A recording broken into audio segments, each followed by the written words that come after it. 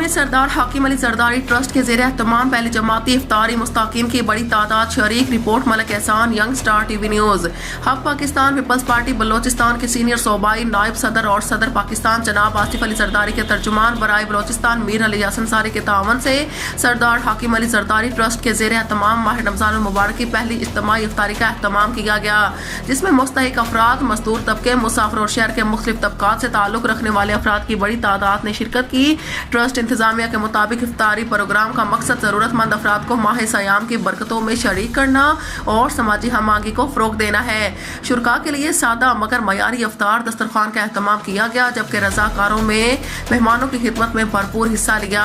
मारूफ मजहबी शख्सियत पीर मियाँ मोहम्मद अख्तर फरीदी ने इफ्तारी से कबल इज्तिमाई दुआ करवाई, जिसमें सदर पाकिस्तान आसिफ अली जरदारी, पार्टी चेयरमैन बिलावल भुट्टो जरदारी और मीर अली हसन ज़ाहरी समेत मुल्क कौम की सलामती, तरक्की, खुशहाली और उम्मत मुसलमा के इत्तेहाद के लिए खुसूसी दुआएं मांगी गई।